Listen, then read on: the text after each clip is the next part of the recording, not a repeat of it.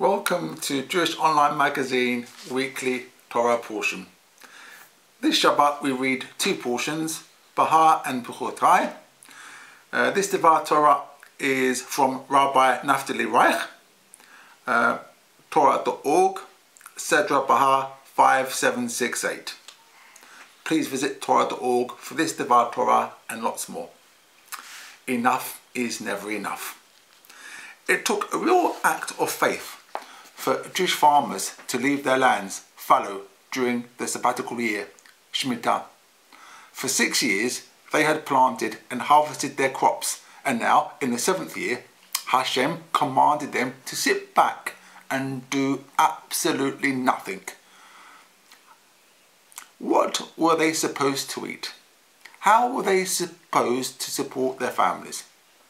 The Torah addresses this question in this week's Sedra from Behar. And if you should say, what will we eat in the 7th year, since we cannot sow or gather produce? Do not fear. I will command my blessing for you during the 6th year. Hashem promised to deliver such large bumper crops during the 6th year that there would be plenty left over for all their future needs until they could reap another harvest. But let us take a look at the question. What will we eat in the 7th year?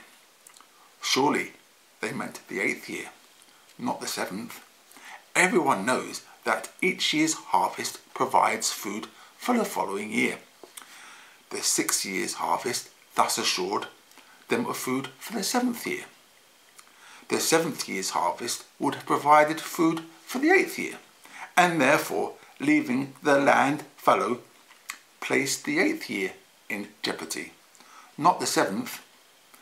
Why then did they express concern about what they would eat in the 7th year?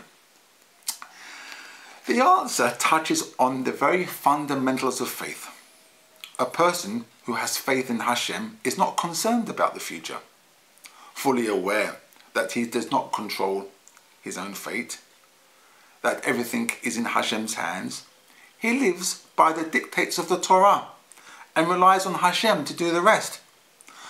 Once this attitude becomes truly integrated into his thinking, he discovers a new serenity in his life, a feeling of peace and security. A person without faith, however, is under the impression that he is master of his own fate and his entire future depends on his own efforts. He puts inordinate pressure on himself by thinking he alone stands between his family and starvation. Understandably, this gives rise to anxiety and insecurity. Ultimately, it leads to an irrational drive to work unnecessarily hard and long just to keep the wolf from the door, so to speak. This is the attitude the Torah was anticipating among the farmers enjoined not to plant in the 7th year. Those of weaker faith might worry irrationally about the 7th year, even though the granaries were still full from the 6th year's harvest.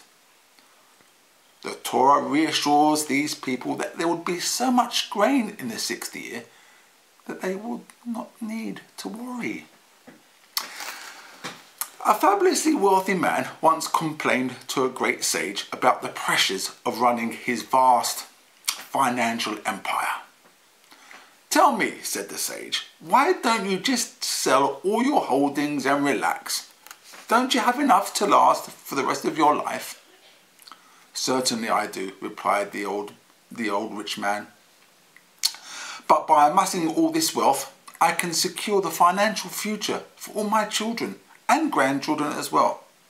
"Indeed?" said the sage, raising his eyebrows. "So when your grandchildren grow up and come into possession of all the wealth they inherit from you, will they live a life of leisure or go to work as well?" The rich man thought for a moment. "I expect they will go to work." "Why?" "To ensure that their own grandchildren are also taken care of. Aha! Said the sage. And so on and so on. I would certainly like to see that one grandchild for whose benefit all these generations have been working so hard. No, my friend, that is not the reason why you work so hard. The real reason is that no matter how much money you have, you do not feel secure. Deep in your heart, you feel that the more money you pile up, the greater your guarantee of being wealthy for the rest of your life. You're living in a fantasy. In our own lives, it is undoubtedly prudent to save a little for a rainy day. But what happens when we suddenly see the future as a series of endless rainy days and plunge into a frenzy of hard work? At times like these, we need to reaffirm in our minds that everything comes from Hashem and that there are no rainy days for Him. If we relegate the final responsibility for our lives to Hashem, we will enrich our lives with tranquility, prosperity, and rationality. That concludes the Devar Torah by Rabbi Naftali Reich, Torah.org, Sedra Behar 5768. Shabbat Shalom from Jewish Online Magazine.